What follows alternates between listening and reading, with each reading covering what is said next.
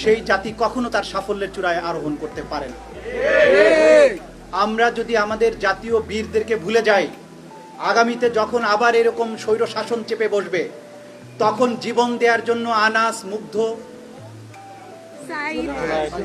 আরেকজন যিনি জুনায়েদ, এদের মতো যারা আছেন তারা কিন্তু জীবন দিতে এগিয়ে আসবে না।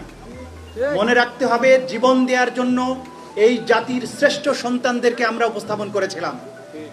যারা জীবন দিয়েছেন 1400 শহীদ, তারা এই জাতির সবচাইতে মূল্যবান সন্তান ছিল, মূল্যবান উপহার ছিল, সেটা আমরা জাতির কল্যাণে কোরবানি দিয়েছি। এই শহীদদেরকে যারা ভুলিয়ে দেওয়ার চেষ্টা করবে, এই জুলাইকে যারা ভুলিয়ে দেওয়ার চেষ্টা করবে, এই জুলাইকে যারা ম্লান করার চেষ্টা করবে, এই জুলাইয়ের স্বপ্ন বাস্তবায়নের জন্য যারা বাধা হয়ে দাঁড়াবে, আমি মনে করি এই শতাব্দীর নবম মির্জাফর হিসাবে তারা চিহ্নিত হবে। জুলাইয়ের এই স্বপ্ন কোনো দিন ব্যর্থ হতে দেয়া যাবে না। এই সুযোগ শতাব্দীতে একবার আসে। এই অন্ধকার সময়ে রাজনীতিবিদরা ব্যর্থ হয়েছিল, বাংলাদেশের সকল রাজনৈতিক কৌশল ব্যর্থ হয়েছিল। তখন এই মুগ্ধ, আবু সাইদের, আমাদের আসিফ, আমাদের নাহিদ, তারা যদি জীবন দেওয়ার জন্য এগিয়ে না আসতো, এই অন্ধকার সময় আরো এক শতাব্দীতে নাও কাটতে পারত। সুতরাং এই শহীদদেরকে আমরা চিরদিন মনে রাখবো। এই শহীদেরা আমাদের জাতির সর্বোত্তম সম্পদ। তাদের প্রতি জাতির কৃতজ্ঞতা এটা মনে রাখতে হবে, জাগরুক রাখতে হবে। আগামী প্রজন্ম প্রয়োজনে আবারও জীবন দেওয়ার জন্য রাজপথে যাতে নেমে আসতে পারে, সেই জন্য এই শহীদদেরকে আমাদের মনে রাখতে হবে। এই ঋণ কোনোদিন শোধ হবে না।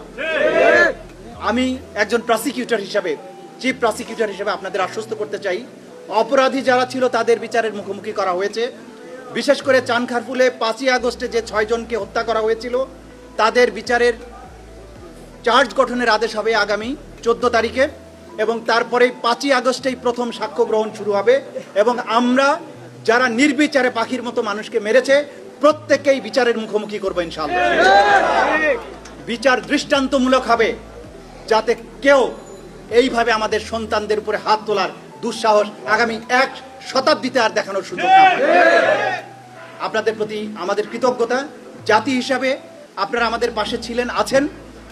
শহীদদের এই স্বপ্ন বাস্তবায়নের জন্য যা যা করা দরকার, স্বপ্ন বাস্তবায়ন পর্যন্ত আপনারা সাথে থাকুন, সেই প্রত্যাশায় আমার কথা এখানে শেষ করছি।